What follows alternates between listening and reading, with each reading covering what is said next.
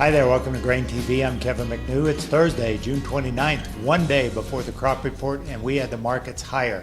Corn was up 3, beans was up 3, but the real action was in the wheat market. Kansas City and Chicago were up 20, and spring wheat in Minneapolis up a whopping 45 cents. That makes it over $1.20 a move in the last month for the spring wheat complex, which is trying to find sellers into a short protein market.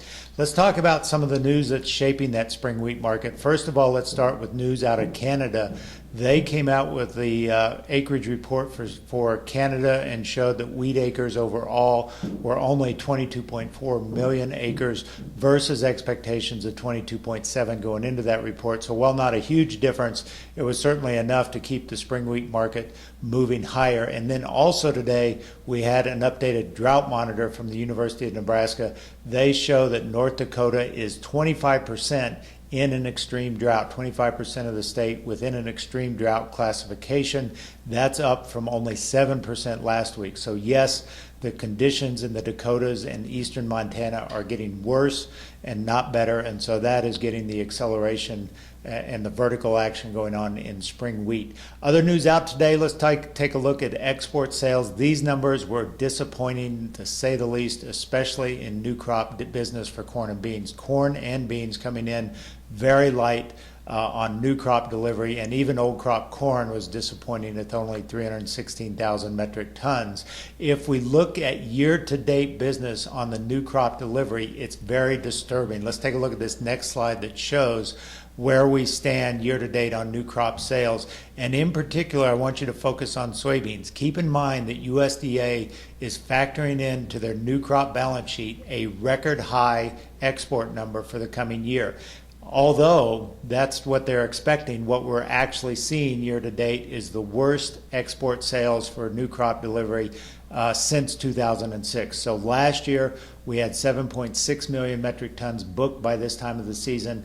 Now we only have 3.4 million. You have to go all the way back to 2006 when we were this low a mark at this time of the new crop sales business. On corn, yes, it's bad, but USDA has already factored in that position. They are looking for a big drop in exports in the coming marketing year. So yes, while we are bad, it's maybe not as bad a blemish as it is in the case of soybeans. So that is certainly a troubling trend. Yes, the market is focused on weather right now, but in the case of soybeans, we are seeing very little activity in terms of new crop delivery, and that could be problematic as we get past the summer and start looking at the balance sheets more closely on the demand side.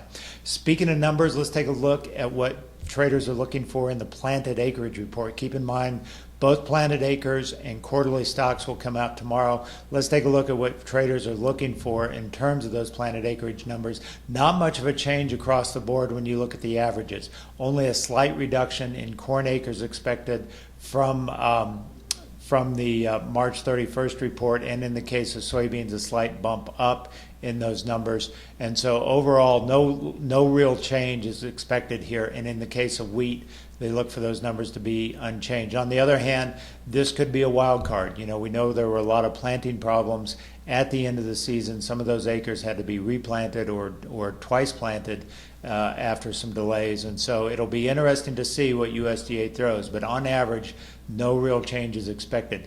Taking a look at the Dees corn market, you know, it really sort of struggled today, even with all the enthusiasm in the wheat complex. You know, we saw corn trade up on Dees up to 383 and really sort of fade back from there going into the close, closing around that 380 mark. So watch for that tomorrow. You know, when these reports come out, you know, if we get any sort of bullish impetus to this report, whether it's better feed use and therefore quarterly stocks numbers lower than expected, or we get, you know, a drop in acreage that's not expected, then I wouldn't be surprised to see us move well above 383 and break out of this trend, because, you know, the drought conditions in the plains is starting to stretch into, say, or the northern plains is starting to stretch into Nebraska, and, you know, it's not particularly ideal in some key growing areas in the western corn belt. So with that said, watch those reports coming out tomorrow at 11 o'clock Central Time. We'll be talking about them on Friday's Grain TV.